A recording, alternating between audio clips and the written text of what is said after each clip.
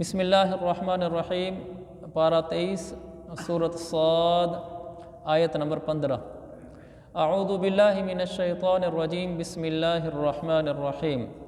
وما ينظر هؤلاء الا صیحة واحدة واحدة ما لها من فواق وقالوا ربنا عجل لنا قطنا قبل يوم الحساب وقالوا ربنا عجل لنا قطنا قبل يوم الحساب اصبر على ما يقولون واذكر عبدنا داود ذا الأيد إنه أواب إنه أواب إنا سخرنا الجبال معه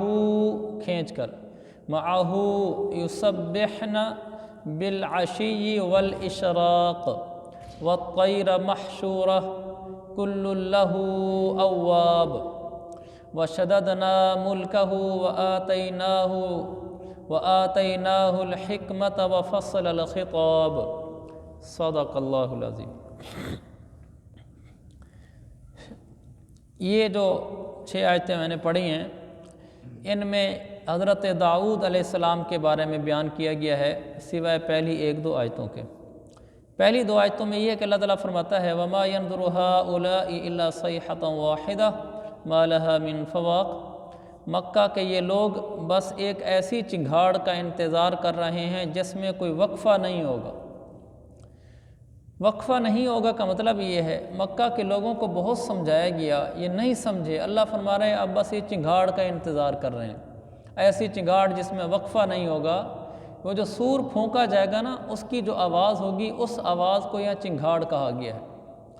وقفہ نہیں ہوگا کا مطلب یہ ہے کہ سور پھونکنے کے بعد ہی قیامت آ جائے گی، پھر درمیان میں کوئی وقفہ نہیں ہوگا کہ اب کچھ عرصہ ٹھہرے رہیں، لوگ کچھ سوچ سمجھ لیں، پھر چلو قیامت آ جائے گی، ایسا نہیں ہوگا۔ سور پھونکنے کے بعد قیامت آ جائے گی۔ 2 سور پھونکے جائیں گے۔ ایک سور پہلی دفعہ جب پھونکا جائے گا، سارے انسان اس پر مر جائیں گے، ابھی دنیا چل رہی ہوگی، اس وقت سور پھونکا جائے گا۔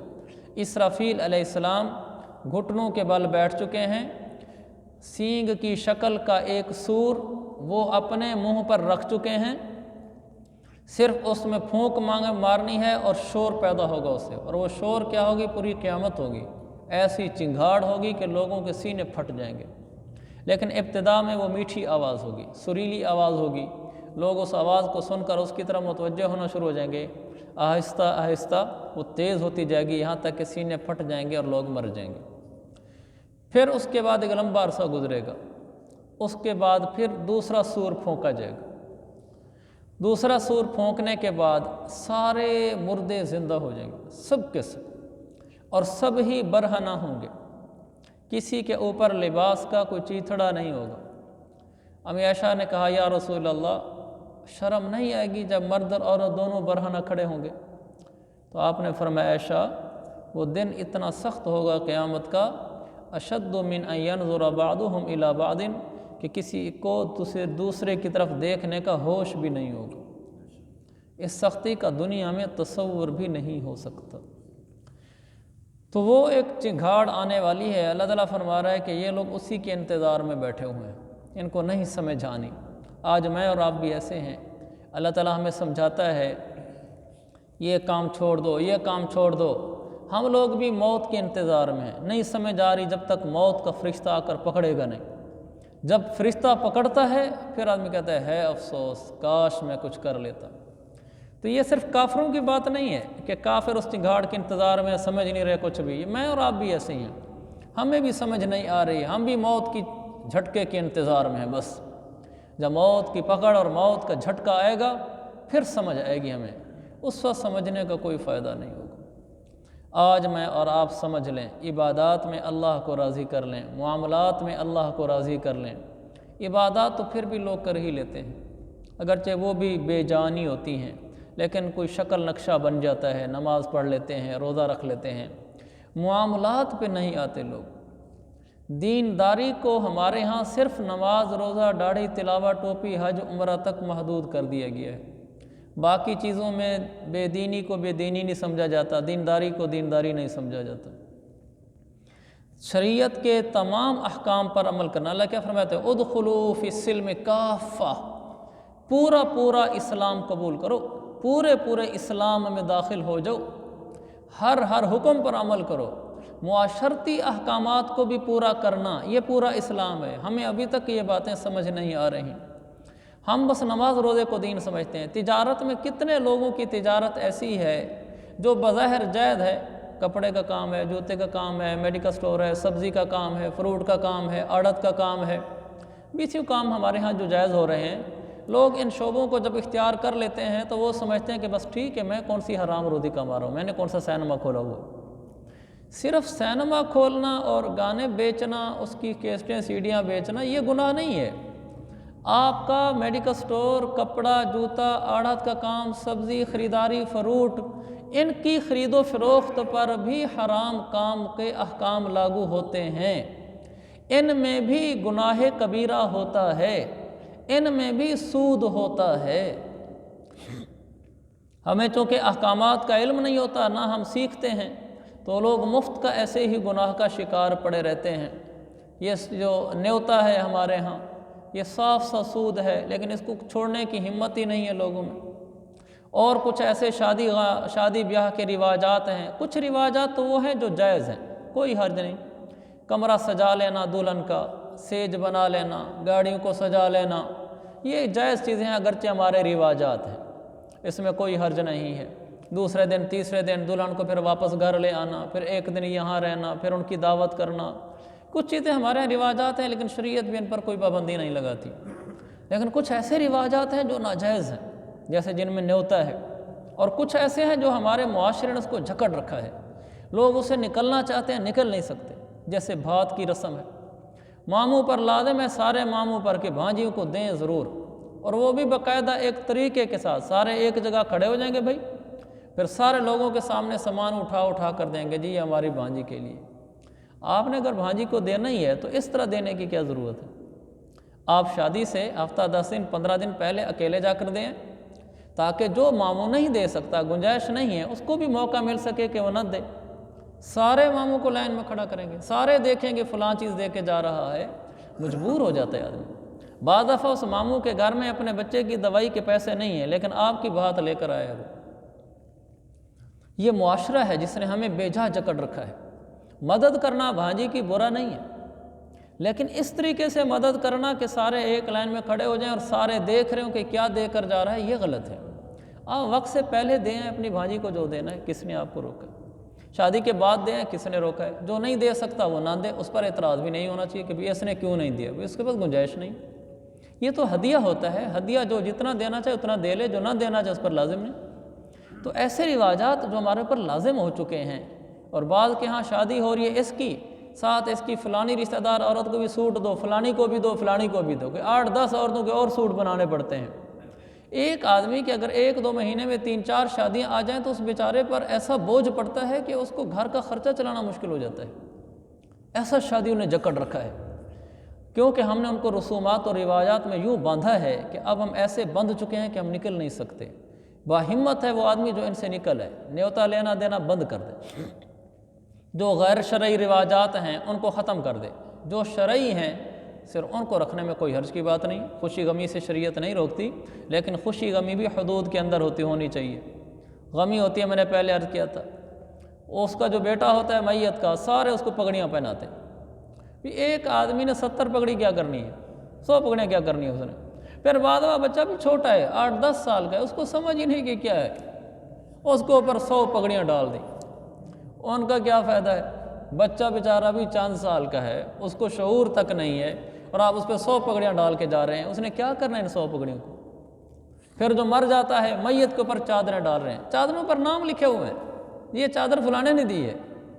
یہ کیا فضولیات ہیں؟ میت کو کفن دینے کا حکم ہے، میت کے اوپر ہر آدمی نے چادر ڈالنی ہے، نہیں ڈالی تو محسوس کریں گے جی ہمیں چادر ڈال گیا۔ کیا کرنی ہے اس نے 25 چادروں کو، 100 چادروں کو؟ فضولیات ہے۔ نہ دیں تو لوگ کہیں کہ دیکھو اس نے چادر ڈالی، چادر بھی دے گا نام بھی لکھے گا۔ شادی کے اوپر کوئی ہدیہ دے گا تو پیچھے نام لکھے گا، ہار لے گا، دھار دے گا پیسوں کو تو پیچھے نام لکھ کر دے گا کہ یہ میں نے دیا ہے۔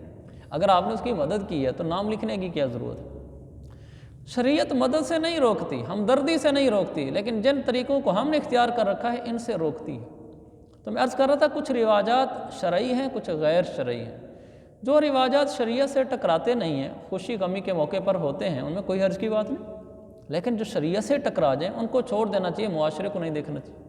ایسے کاروبار میں جنس کے بدلے میں جنس لیتے ہیں، یہ ناجائز ہے اگر اس کی حدود کا خیال نہ رکھا جائے۔ دکاندار آڑھتی کہہ دیتا ہے فصل والے کو کہ تم نے اپنی گندم مجھے دینی ہے، اپنی کپاس مجھے دینی ہے، اپنا آم امرود یہ باغ مجھے دینا ہے، ریٹ ابھی طے کر لیتے ہیں، اور وہ آتا ہے ذمہ دار آڑھتی سے سودا طے کر کے چلا جاتا ہے، جی مثلا میں آپ کو 100 من گندم دوں گا، مثلا 100 روپے کی، فی روپیہ فی من گندم، تو ریٹ طے ہو جاتا ہے، سودا ہو جاتا ہے، سب کچھ ہو جاتا ہے۔ تو یہ کیا کرتا ہے آڑھتی، کہتا ہے یہ 40 روپے ابھی لے لو، 50 روپے ابھی لے لو، باقی آپ کو 50 کیا ضرورت ہے؟ وہ کہتا ہے میں نے سپرے پھر لینی ہے 1 مہینے بعد، پھر 1 مہینے بعد پھر میں نے کھاد لینی ہے، کہتا ہے مہینے بعد 20,000 اور لے لینا تمہیں سپرے کا جو چاہیے۔ پھر وہ کہتا ہے جی اگلے مہینے مجھے پھر کھاد چاہیے، وہ 30 روپے کی وہ آئے گی، تو کہہ رہا چلو اگلے مہینے جب کھاد لے تو 30 روپے مجھ سے اور لے لینا۔ تو کہتے ہیں ٹھیک ہے، سودا ابھی 100 روپے کا ہو گیا ہے، گندم دینی ہے اس نے 2 مہینے بعد 3 مہینے بعد، 100 روپے کی ادائیگی ہو رہی ہے قسطوں میں، یہ صاف ناجائز ہے۔ اس کا جائز طریقہ یہ ہے کہ اگر 100 روپے کا سودا کیا ہے تو 100 روپیہ ابھی پکڑائے اس کو، یہ لو 100 روپیہ، 1 مہینے بعد تم نے مجھے گندم دینی ہے، اتنے من گندم دینی ہے، اس قسم کی گندم دینی ہے، سارا اس کو طے کر لے، پھر جائز ہے، اس کو بیع سلم کہتے ہیں شریعت میں۔ لیکن اگر ابھی 100 نہیں ہے پھر 50 کا سودا کر لو، کہ جی 50 روپیہ دے رہا ہوں، 50 من گندم دو گے، مہینے بعد 20 روپے دے 20 من گندم کا مزید سودا کر لے، مہینے بعد 30 روپے دے 30 من گندم کا مزید سودا کر لے کہ مہینے بعد مجھے 30 من گندم دو گے۔ میں ویسے مثال کے طور پر یہ بات عرض کی ہے، ایسے بہت سارے ہمارے کام ہوتے ہیں۔ دیکھو حالانکہ آڑھت کا کام اور گندم بیچنے کا کام کوئی ناجائز نہیں ہے، لیکن چونکہ شریعت کی حدود کا خیال رکھا نہیں اس لیے ناجائز ہو گیا، شریعت کو سیکھا نہیں اس لیے ناجائز ہو گیا۔ تو بہت سارے کام ہمارے ہاں لوگ ان کو ناجائز نہیں سمجھتے اس لیے کہ انہوں نے معاملات کو دین کے مطابق سیکھا نہیں ہے۔ ہمارے ہاں بس عبادت کر لینا ہی دین سمجھا جاتا ہے۔ تو اپنے آپ کو شریعت کے احکامات کا ہر لحاظ سے پابند کرنا۔ ایسے ہی جائیدادیں تقسیم ہوتی ہیں، یہ تو کتنی بڑی مصیبت ہے کہ بہنوں کو حصہ دینا ہی نہ۔ اللہ، یہ تو ہمارے یہاں کہتے ہیں سریکی میں آسن قبراں تے پوسن خبراں، آئے گی قبر لگے گا پتہ، ابھی تو جو کرنا ہے کر لو۔ کتنا میں نے عرض کیا ہے کسی کی جائیداد دبانے سے رزق نہیں بڑھتا، ان دھوکوں سے باہر نکلنا چاہیے ہمیں۔ بہنوں کو حصہ ہی نہ دینا اور یہ کہنا کہ تمہاری شادیاں کر دی ہیں، اتنا بڑا ظلم۔ من غصب شبرا من الارض، اگر کوئی آدمی کسی کی ایک بالشت زمین دبا لیتا ہے، اللہ اس ایک بالشت کو 7 زمینوں تک نیچے لے جا کر اس کی زمین بنا کر اٹھا کر قیامت والے دن گردن میں ڈالے گا۔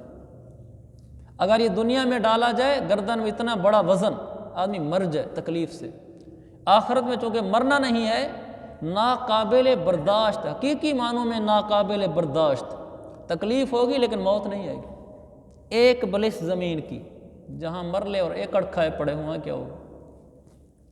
تو میرے عزیز بھائیو، ہم نے ہر معاملے میں شریعت پر چلنا ہے۔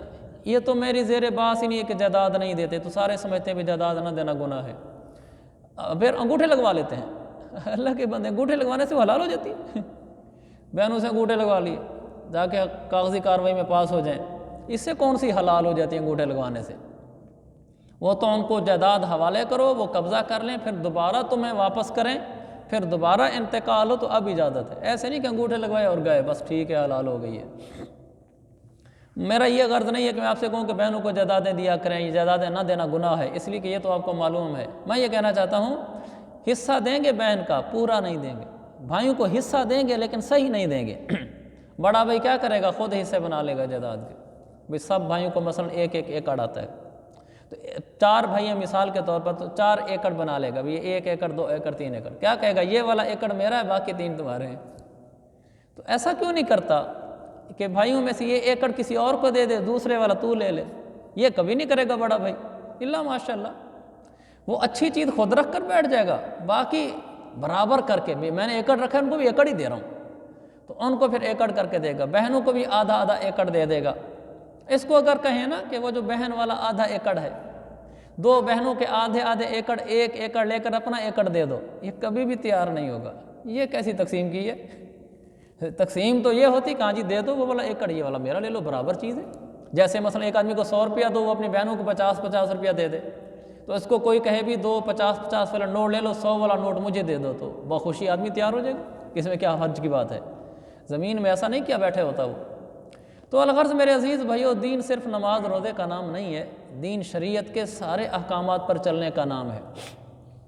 3 طلاق اکٹھی دے دیتے ہیں، 3 طلاق اکٹھی دینا گناہ ہے۔ طلاق تو ہونی تھی وہ ہو گئی، لیکن گناہ علیحدہ کیا ہے۔ طلاق دینے کا شرعی طریقہ سیکھنا چاہیے۔ شادی ہم کر لیتے ہیں، شادی کے احکامات نہیں سیکھتے کہ شادی کے بعد طلاق کی نوبت آ بھی جاتی ہے، طلاق دی کیسے جاتی ہے، عدت کے احکام نہیں سیکھتی عورتیں، شادی کر لیتی ہیں کہ عدت کس کو کہتے ہیں۔ ان سارے احکامات کو سیکھنا، یہ اس میں تو نا گیس آ رہی ہے مجھے، یا مجھے ویسے محسوس بند ہے یہ، تو پھر کیسے آئیے نا آپ کو، ادھر سے تو نہیں ہے؟ اچھا چل، عدت کیسے گزاری جاتی ہے، طلاق کیسے دی جاتی ہے، ان سارے احکامات کو سیکھنا۔ بچوں کے نام کیسے رکھے جاتے ہیں، اولاد کی تعلیم کا انتظام کیسے کیا جاتا ہے، رشتہ داروں میں سے کس سے پردہ اور کس سے نہیں ہے، اس کا انتظام کیسے ہوتا ہے، یہ ساری چیزیں سیکھنی چاہیے۔ یہ گیس لیک ہو رہی کیسے؟ مل گیا وائٹ؟ ہاں یہ تو بہت خطرناک چیز ہے گیس، تو اس کو بند کریں۔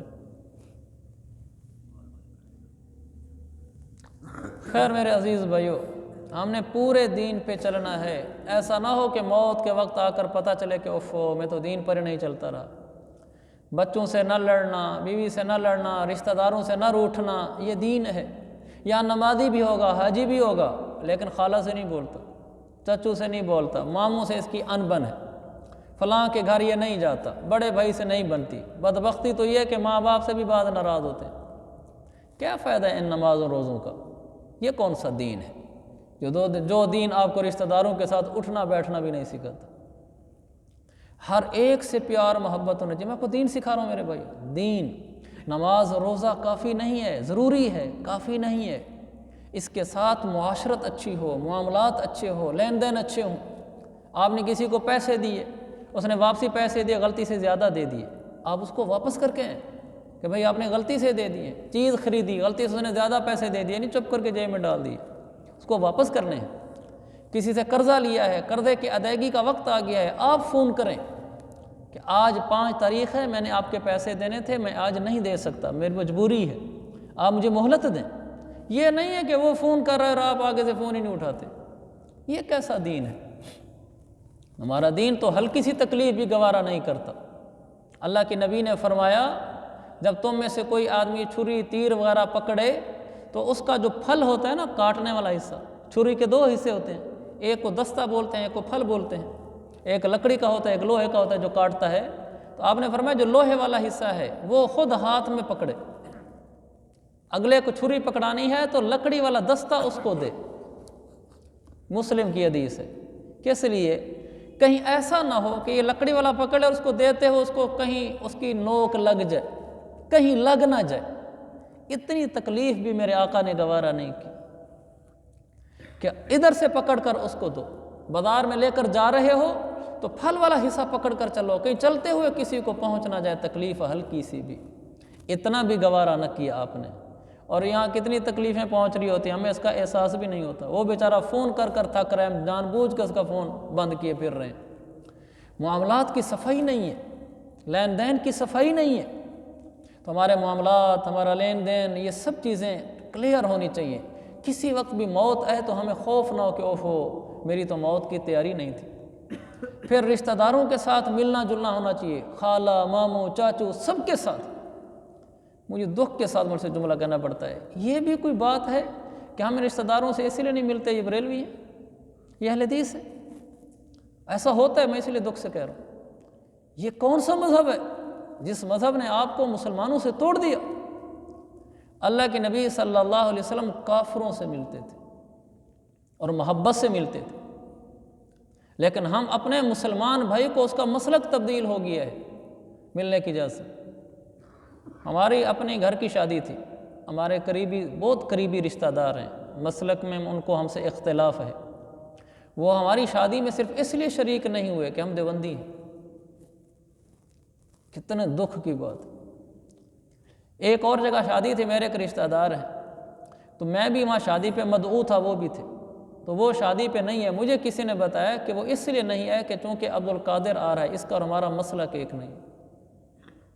میں نے کہا مجھے بتا دیتے، میں شادی والے سے اجازت لے کے معذرت کر لیتا، میں نہ جاتا تھا کہ وہ تو آتا، میری وجہ سے بیچارہ شادی چھوڑ کے بیٹھا ہوا۔ اتنی نفرتیں، ہم مسلمان نہیں ہیں، ہم نے ایک نبی کا کلمہ نہیں پڑھا۔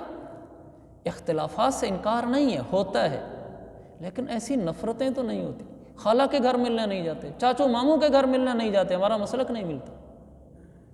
میرے عزیز بھائیو، رشتہ داری جوڑنا فرض ہے، رشتہ داری جوڑنا فرض ہے، رشتہ داری جوڑنا فرض ہے، رشتہ داری توڑنا حرام ہے۔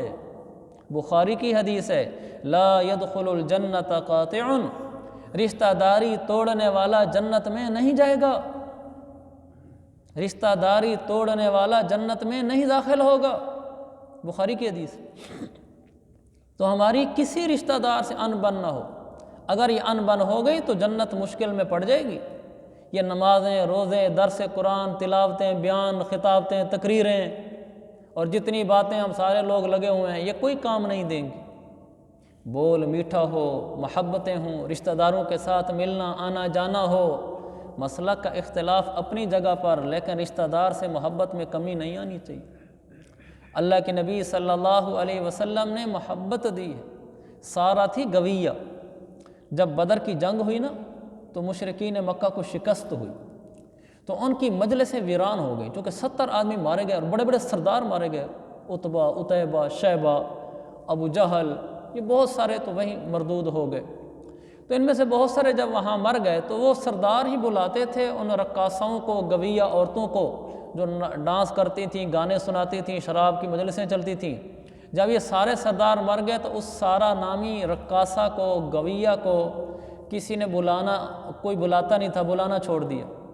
مالی لحاظ سے پریشان ہو گئی اور وہ مدینہ آئی، اللہ کے نبی علیہ الصلاۃ والسلام کے پاس، کہا آپ کی قوم کی ہوں، آپ کے علاقے کی ہوں، میں کلمہ پڑھنے نہیں آئی، میرے حالات کمزور ہو گئے ہیں، مالی میری مدد کرے۔ حالانکہ وہ کہہ رہی ہے میں کلمہ پڑھنے نہیں آئی، میں صرف اس لیے آئی ہوں کہ آپ بڑے رحم دل آدمی ہیں، اپنوں کا خیال رکھنے والے ہیں، تو میں آپ کے پاس آئی ہوں، آپ میری مدد کریں۔ آپ نے صحابہ میں اعلان نہیں کیا کہ بھائی اس کی مدد کرو، آپ نے اپنوں میں اعلان کیا بھئی یہ ہماری ہے، اس کی مدد کرنی ہے۔ اپنوں کو جمع کر کے، ان سے چندہ جمع کر کے اس کو دے دی، آپ لے جاؤ۔ ہم تو سلام دعا کرنے کو تیار نہیں ہوتے، مسلک نہیں ملتا، وہ تو کافرہ ہو کر آئی ہوئی اور میرا نبی اس کے لاج رکھ رہا ہے، کوئی بات نہیں، اپنے تو ہیں۔ تو میرے عزیز بھائیو، یہ ہمارا دین ہے، یہ ہمارے پیارے نبی صلی اللہ علیہ وسلم کی شریعت ہے کہ ہم نے رشتہ داروں سے رشتہ داری توڑنی نہیں ہے۔ بعض دفعہ اس لیے رشتہ داریاں توڑ دیتے ہیں جنہوں نے ہمارے ساتھ رشتہ نہیں کیا، ہماری بچی لی نہیں ہے یا ہمیں بچی دی نہیں ہے، اس بات پر رنجشیں ہو جاتی ہیں، سلام دعا چھوڑ دیتے ہیں۔ ادھر آپ کہتے ہیں کہ رشتے جوڑے آسمانوں پہ بنتے ہیں، ادھر آپ کہتے ہیں کہ اس نے ہمیں جوڑا نہیں بنا کر دیا، ہم اسے بولتے نہیں۔ یہ کیا ٹکراؤ ہے؟ یا تو رشتے آسمانوں پر نہیں بنتے، ادھر اس نے ہی بنانے تھے، اس نے تمہاری تقدیر بدل دی ہے تو لہذا بھائی ناراض ہو لو۔ لیکن اگر ایسا نہیں ہے تو پھر کیوں ناراض ہوتے ہیں؟ کوئی بات نہیں، اللہ اس کو خوش رکھے، اللہ ان کو اچھے مقدر دے، اللہ ہمیں بھی اچھے مقدر دے۔ جب طلاقیں ہو جاتی ہیں پھر رنجشیں ہو جاتی ہیں۔ بہت، میں نے تو نہیں دیکھا کہ کوئی سسر اپنے داماد سے بولتا ہو جس نے طلاق دے دی ہو، کوئی سسر اپنی بہو سے ان کے گھر آنے جانا رکھتا ہو، طلاق ہو گئی ہو۔ رشتے کٹ جاتے ہیں اگر بھائی اور بھائی آپس میں جڑے ہوئے ہیں، مثلا میں اور میرا بھائی ہیں، ہمارے بچوں کے آپس میں شادیاں ہیں اور طلاق ہو گئی ہے، یہ بھائی کٹ جاتے ہیں کہ انہوں نے طلاق دے دی ہے۔ اللہ کے نبی صلی اللہ علیہ وسلم نے تو یہ نہیں کیا تھا۔ اور ہمارے کوئی ماموں چاچو کو قتل کر دے، بس پھر تو نسلوں تک دشمنی چلے گی، پھر تو میں مرتے ہوئے بھی وصیت کر جاؤں گا کہ اگر تم نے میرے بیٹے ہو اگر میں عورت ہوں تو کہوں گا میرا دودھ پیا ہے تو تم نے اپنے ماموں سے چاچو سے نہیں ملنا، ان کو جنازے کا کندھا بھی نہ دینے دینا۔ اولاد بیچاری نادان پیچھے وصیتیں پوری کرتی پھر رہی ہوتی ہے، یہ ہماری اماں نے روکا تھا، ان کو جنازے کا کندھا نہیں دینے دینا، ہم نے نہیں دینے دینا۔ وہ بیچاری اگر نہ سمجھی میں غلط وصیت کر گئی۔ ہمارے ابو کہہ گئے تھے ادھر رشتہ نہیں کرنا، ان کے ساتھ آنا جانا نہیں رکھنا، جی ہم نہیں رکھ سکتے، ہمیں ابو نے کہا تھا، مرنے سے پہلے کہا تھا، پھر ابو نادانی کر گیا بیچارہ، آپ کیوں رشتہ داری توڑتے ہیں؟ تو ہمیں تو ایسے غصے آ جاتے ہیں کہ مرتے وقت بھی اپنی پوری جہنم بنا کر جاتے ہیں کہ بھائی ان سے تم نے نہیں ملنا، ان کو ہماری فوتگی میں شریک نہیں ہونے دینا، فوتگی کے موقع پر جو رشتہ دار کھانے بناتے ہیں ان کھانوں میں شریک نہیں ہونے دینا، بس یہ ہمارے نہیں ہے۔ میرے عزیز بھائیو، نماز روزہ صرف دین نہیں ہے، رشتہ داریاں توڑ دینا بہت بڑا دین کو توڑنا ہے۔ رشتہ داریاں توڑ دینا جہنم میں داخل کر دینے کا بڑا سبب ہے۔ تو ہمیں کسی سے نفرتیں نہ ہوں، اس کے عمل سے نفرت ہو لیکن کسی مسلمان سے نفرت نہ ہو۔ رشتہ دار تو پھر رشتہ دار ہے، وہ تو سب کچھ ہے ہمارا۔ رشتہ دار کے ساتھ جوڑ کر رہنا، طلاقیں ہو جاتی ہیں لیکن جو رشتہ دار ہماری بہن، بیٹی، بھانجی، بھتیجی کو طلاق دے دیتا ہے ہم اس سے بھی سلام رکھیں گے، کوئی بات نہیں، مقدر میں ہونا تھا، رشتے کا ٹوٹنا ٹوٹ گیا ہے، لیکن ہم ان سے سلام دعا بند نہیں کرتے۔ کوئی ہمارے پیسے نہیں دیتا، ہم مانگیں گے پیسے، ہمیں جائیداد نہیں دیتا، ہم مانگیں گے، لیکن آنا جانا بند نہیں کریں گے، تعلق نہیں توڑیں گے، رشتہ داریاں نہیں ختم کریں گے۔ اللہ نے مقدر میں لکھی ہے روزی تو مجھے دے دے گا، نہیں لکھی تو ہم اس کو تنگ نہیں کریں گے، ہم اس کو پریشان نہیں کریں گے، ہم رشتہ داری کے منہ سے چپ کر جائیں گے۔ تو اس پر کیا ہوگا؟ وَصِلُوا الْأَرْحَامَ تَدْخُلُوا الْجَنَّةَ بِسَلام، رشتہ داریاں جوڑو اور سیدھے جنت میں چلے جاؤ۔ تو یہ ایک پہلو یہ تھوڑا تفصیل سے بیان ہو گیا۔ میں عرض یہ کرنا چاہتا تھا، عبادات کے ساتھ ساتھ معاشرت، معاملات، لین دین، کاروباری معاملات، یہ سب شریعت کے مطابق ہونا چاہیے۔ کوئی کام ہمارا خلاف شریعت نہ ہو، خاص طور پر پیسے کے اڈے پر بیٹھ کر تو ناجائز نہیں کمانا چاہیے، صحیح طریقے سے کمانا چاہیے، جیسے کمانے کا صحیح شریعت کا طریقہ ہے، پھر بھی اللہ اتنی دے گا جتنی اللہ نے مقدر میں لکھی ہے۔ جائز کماؤ گے، ناجائز کماؤ گے میرے بھائیو، پھر بھی اللہ اتنی ہی دے گا جتنی مقدر میں لکھی ہے۔ یہ تھوڑی ہے کہ ناجائز کمانے سے خدا کی شریعت کو بدل کے رکھ دیں گے، ہم کہیں گے اللہ تیری شریعت، تیری تقدیر ایک طرف، میں نے اب یوں کمایا مجھے زیادہ دے، ایسا نہیں ہوگا، ملے گا پھر بھی مقدر کا ہی، ہم جائز طریقے سے کمائیں گے، اللہ تعالیٰ برکت والا انشاءاللہ عطا فرمائے گا۔ تو ہم نے شریعت کے احکامات پر چلنا ہے، ساری شریعت پر چلنا ہے، کرو گے نا بھائی؟ اللہ تعالیٰ مجھے اور آپ کو، ہم سب کو توفیق دے۔